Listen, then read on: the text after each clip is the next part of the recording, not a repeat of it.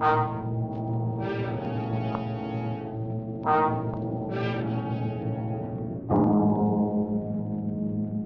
you upset with today's headlines? Worried about the high cost of living? Want to get away from it all? CBS offers you Escape.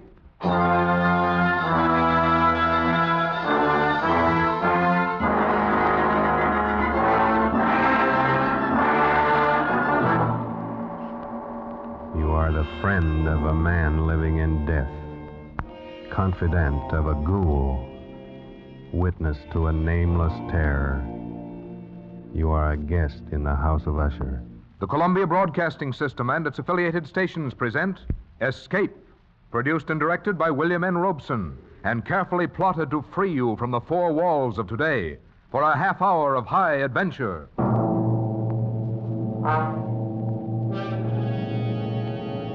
Tonight, we escape to a gloom-shrouded moor and a house where dread holds sway, as Edgar Allan Poe recounts it in his famous story, The Fall of the House of Usher.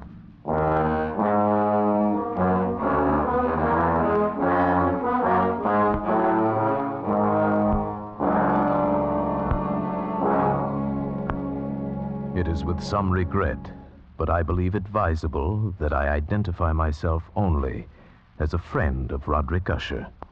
Certainly the last and perhaps the only friend of that unhappy man. Having only one sister, he was the last male descendant of the ancient House of Usher. Roderick had been one of my boon companions in boyhood, but many years had elapsed now since our last meeting. And so as I held his letter in my hand, not yet opening it, I reflected with no little sadness upon the devious fates that chart our courses and drive old friends away from one another.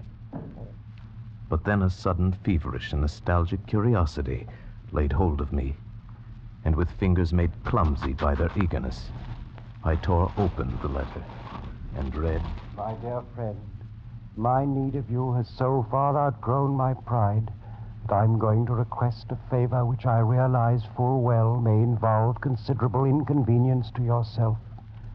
For some time past, I have been suffering from an acute bodily illness intensified by serious mental oppression, if I may so call it. A horror which looms over me, a horror grown so great I dare no longer face it alone. And so, in all humility, and for the sake of years gone by, I beseech you to come to me at once, here to the family estate in the north.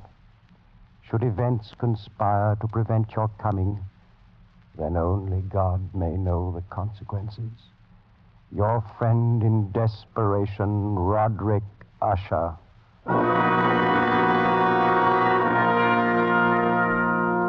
And so it happened that at the end of a dull, dark, and soundless day in the middle of October, I found myself as the shades of evening drew on, within view of the grim and melancholy House of Usher.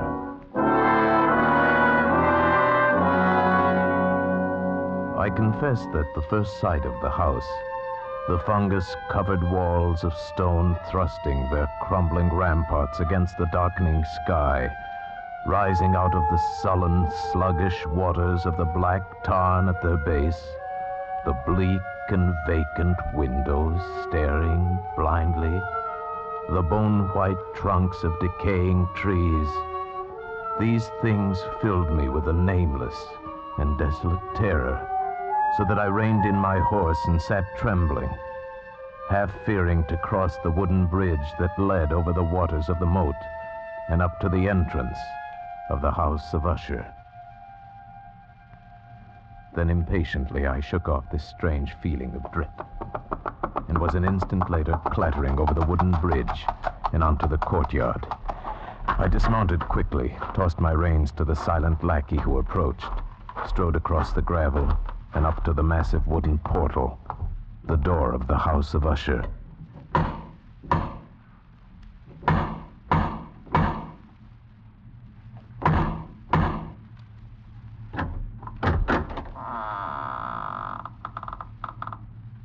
Good afternoon.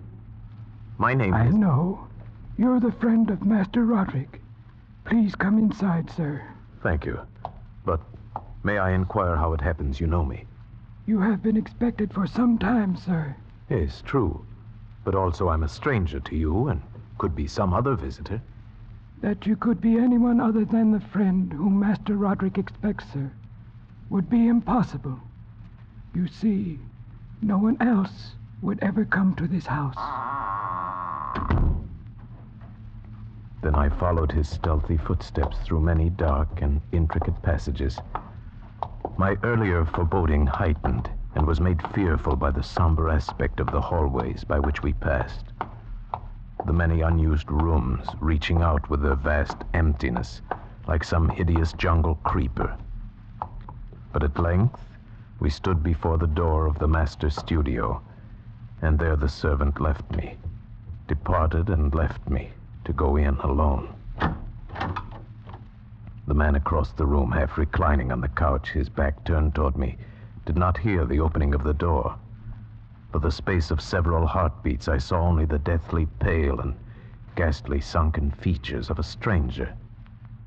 Then only with difficulty could I recognize, behind that mask, my boyhood friend. For surely, under light of heaven, no man had ever before so terribly altered in so brief a time as had Roderick Usher. Oh, my friend, you've come at last. Thank God you did come. Oh, Roderick, did you not know I would? Could you not be sure that no long years would ever dim the friendship we shared in youth? So many things have dimmed. Ah, youth. It seems so long ago. But now you're here, and we'll find it, relive it all over again, every glorious moment of it. And all these shadows, all these gibbering phantoms that haunt me, they'll be driven out.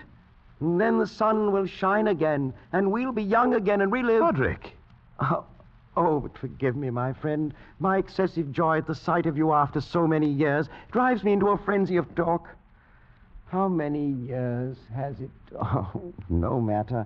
It is enough that you are here, and brought with you all the lost, all the happy days of my boyhood. But I'd expected from your letter to find you in serious straits indeed. Instead, you seem in the best of spirits. You have the right to know.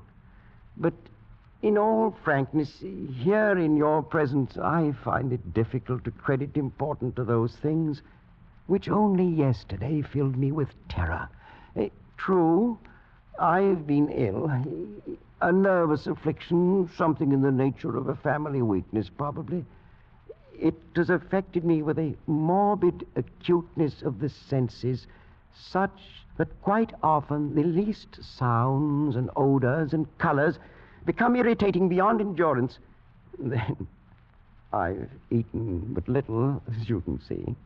But surely you've retained the services of a physician. A physician? Oh, yes, of course. He calls almost daily, though it is more often Madeline that he attends. You remember my twin sister, Madeline? For her, I fear more greatly than for myself. Even today, she's taken to her bed, and I have no doubt will never rise from it again. Oh, what tragedy. The sympathies of my heart go out to you. Oh, but leave it for the present. Leave it to dream of all those happy days we left so far behind. Everything will be different now that you're here. Do you remember when we were 12? But the happy forgetfulness which Roderick found in my coming was short-lived, and in a few days he had sunk into a morose torpor, from which only occasionally with frantic difficulty could he reach the joy of our first few hours of meeting. More often, his mental apathy was broken by bursts of vicious temper and violent ill humor, fits I could only excuse on the basis of his illness. And that illness began in my mind to assume a most mysterious character. Being unable to divine its true nature from Roderick's hesitant offerings, I took the liberty of questioning the physician a few days later when I chanced to encounter him in a hallway. Yes, she's resting as well as might be expected. But she continues to decline. Is that not correct, Doctor? That would seem to be the case. And the malady, the illness which has stricken her, is it the same as that which affects her brother Roderick? I may venture that it is. Might I inquire the nature of this illness? As to that, I am unable to say. You imply, then, that I have no right to the information? Not at all. I am confessing to you quite simply, sir. I do not know what afflicts Madeline and Roderick Usher.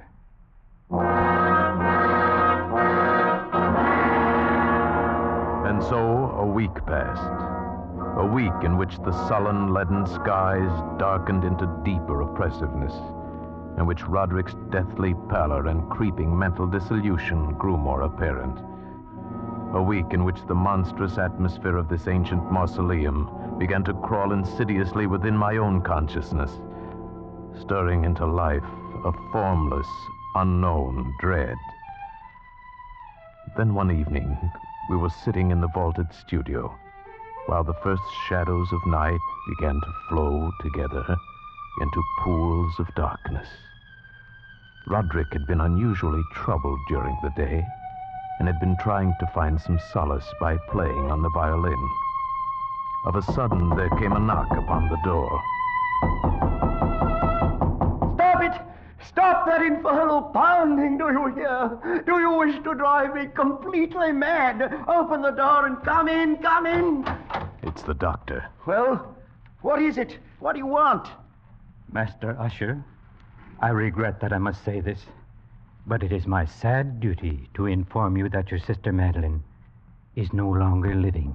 Madeline, my sister. Then she's dead? She breathes no more. Dead?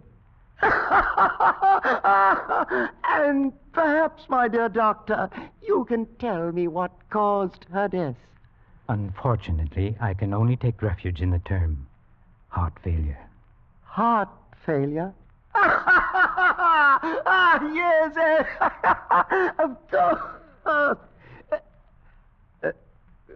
Very well, Doctor.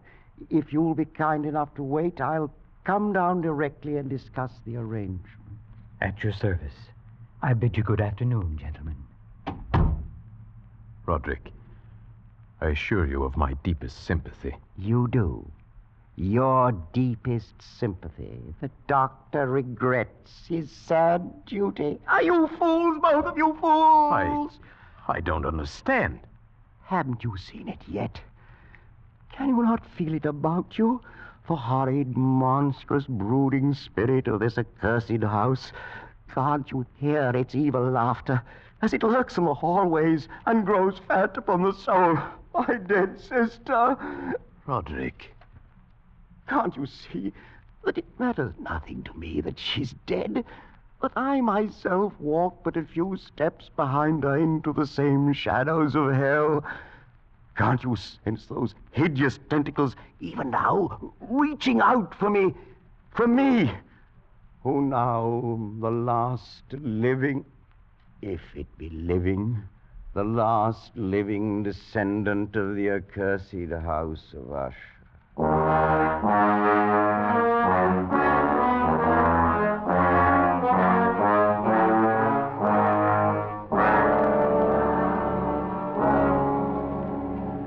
Such was the passing of Madeline Usher, once living, now dead. And her very death, untimely in its aspects, bore to my trembling soul a portent of events yet more hideous, more horrible, and yet to come.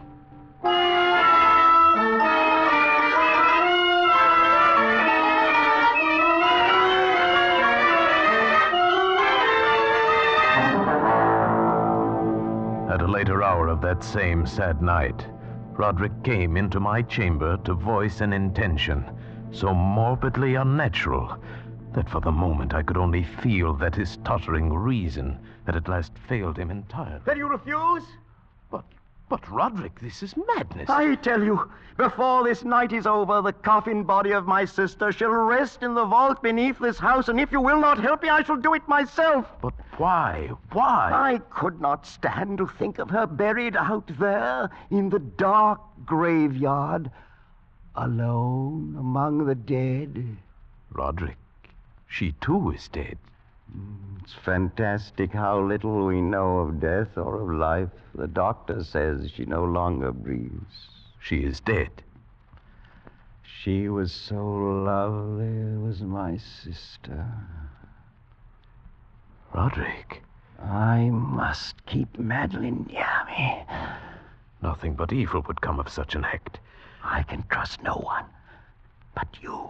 Not even the physician himself. He hates us because he can't discover what it is that kills us. Even he might steal the body of my beloved sister, that he might learn our secret. You understand, don't you, my friend? Yes, Roderick. Yes, I understand.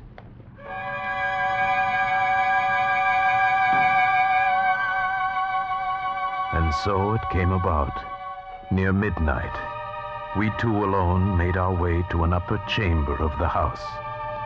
And taking up the black coffin between us, in the shuddering light of candles, we walked the tortuous passageways, slowly descended the curving stairs of stone, passed beneath the moldy level of the earth, forced open a massive and age-rusted door of iron, and stood at last, with our ghastly burden, in a subterranean, dank and musty crypt, underneath the House of Usher.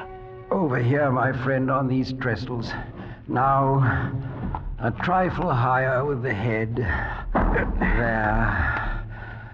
Oh, may you sleep in peace and dream, sweet sister, from I who tread the same path soft behind you. Come, Roderick. The thing is done. Oh, wait. Stay a moment. We've not yet affixed the coffin lid. See? I've left it loose so it can be turned back. No, I beg you. A last farewell, no more. Look. Is she not beautiful? Yes, she was very beautiful. Was? Yes, of course. The look of her confused me. But do you not see it, too? The warm glow of the cheeks, the eyes shut softly, those lips half parted. Does it not seem that she may rise up and speak to us at any moment? This gruesome place inspires those morbid fancies. Morbid fancies?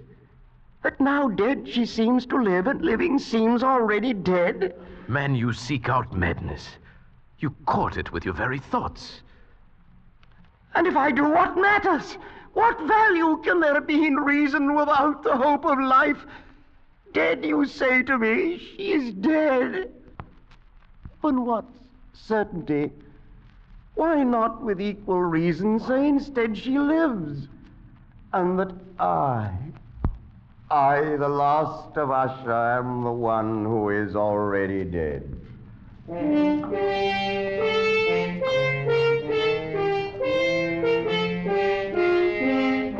I prevailed upon my friend at last to leave that mournful place. And so with grim finality we secured the ebon lid, took up our flickering candles, and departed from the crypt, leaving it alone with its darkness and death. The ponderous portal closed behind us, and then my soul for one brief instant felt the dread and awful meaning of eternity.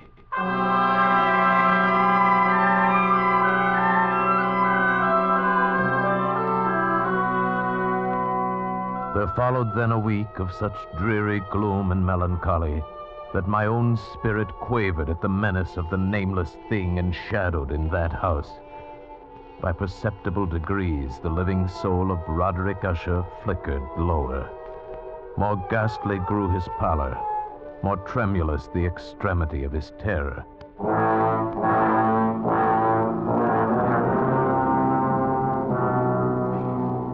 The 28th day following the death of Lady Madeline fell upon the last day of grim and gray October, and brought with it, as the curtains of night descended, the fitful breath of a rising tempest, uneasy gusts of sodden rain, and the sound of sullen, thunderous rumbles born of the dim flares of sheet lightning somewhere behind the lowering pall.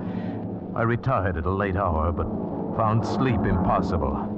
At length, overpowered by some strange presentiment of evil, I found my reposeful inaction no longer endurable. And so I arose, threw on my clothes in haste, and fell to pacing the floor of my darkened chamber. Then in one instant, a soft sound in the blackness froze my steps in paralysis of terror. The latch of my chamber door was being lifted from without. Who is it? Who is it, I say? It is I, Roderick. Oh, Roderick. What are you doing up and about at this hour, in pitch blackness? Wait, let me light the candles. No, I am quite used to darkness. I heard your footsteps and knew that you must be awake, even as I was. But can it be that you've not seen it? I don't understand you. I've seen nothing. Then stay. You shall see it, even as I've seen it for these past 2 hours. Wait. I'll throw open the casement window. There. Look!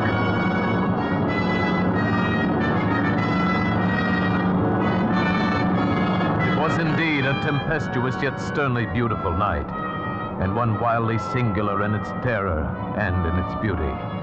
The exceeding density of the clouds which hung so low as to press upon the turrets of the house did not prevent our perceiving the velocity with which they flew careening from all points against one another.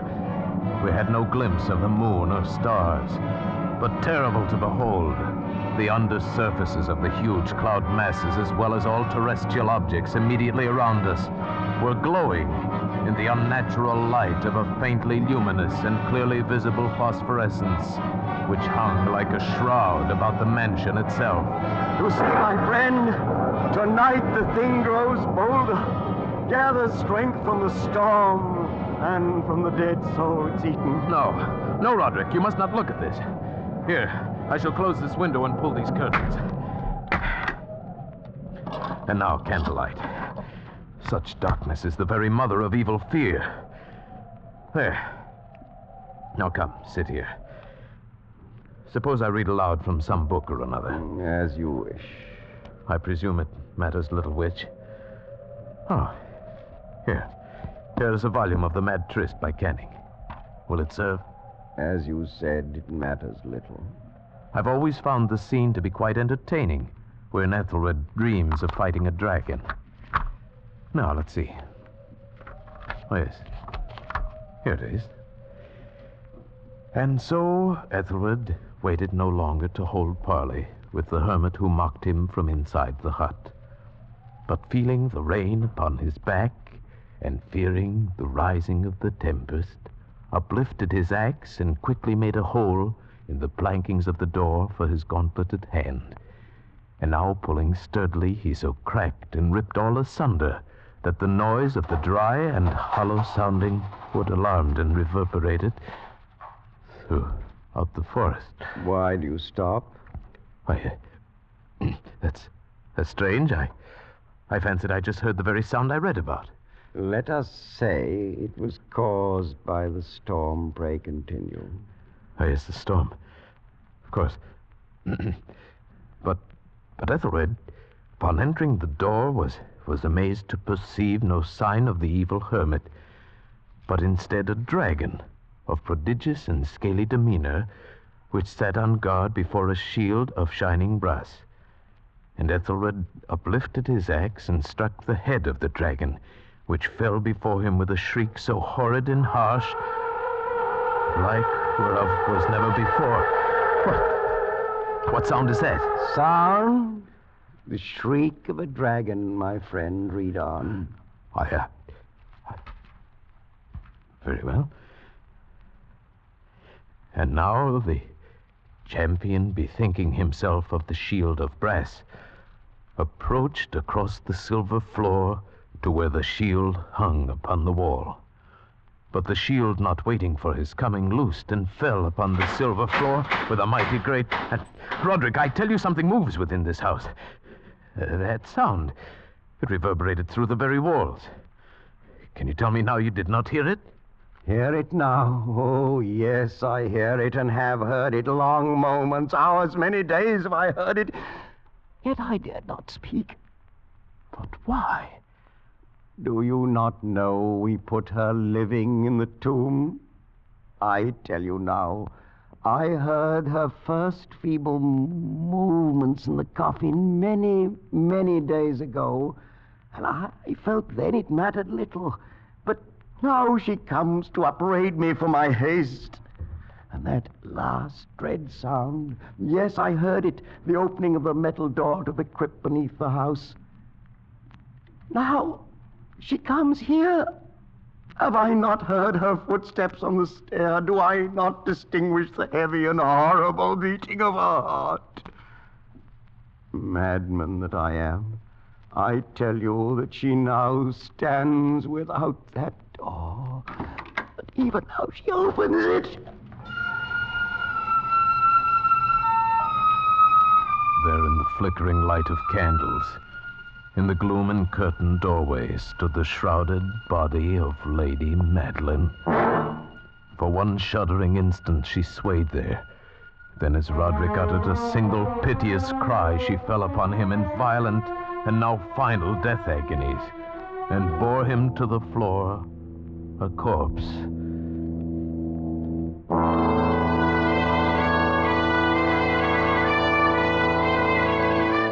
From that chamber and from that mansion, I fled aghast out the massive portal over the causeway into the night. Suddenly there shot along the path a wild light, and I looked back in heightened terror, for the vast house and its shadows were alone behind me. The baleful gleam came from the setting full and blood-red moon, which now shone vividly through a widening crack in the walls of the house itself, and even as I gazed, its vision opened rapidly. There came a fierce breath of the tempest. The entire lunar orb burst at once upon my sight. My brain reeled as I saw the mighty walls rushing asunder. There came a long, tumultuous, shouting sound like the voice of 1,000 waters.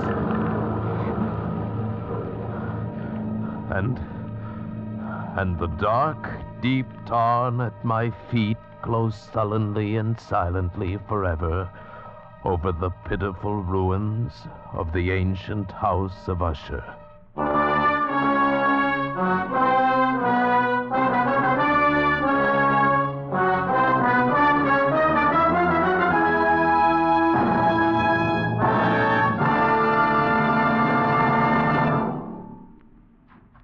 Escape is produced and directed by William N. Robeson, and tonight brought you The Fall of the House of Usher by Edgar Allan Poe, adapted for radio by Les Crutchfield, with Paul Frees as the narrator, Ramsey Hill as Roderick Usher, and Sheridan Hall as the physician.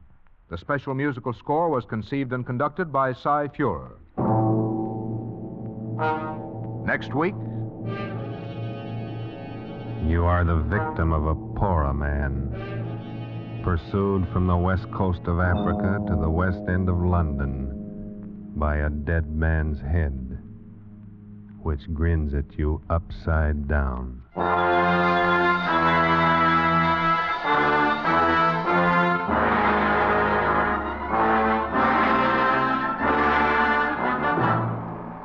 Next week, Escape, with H.G. Wells' gripping story, Pollock and the Poorer Man.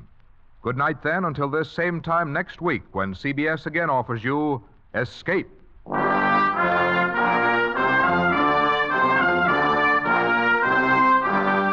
This is CBS, the Columbia Broadcasting System.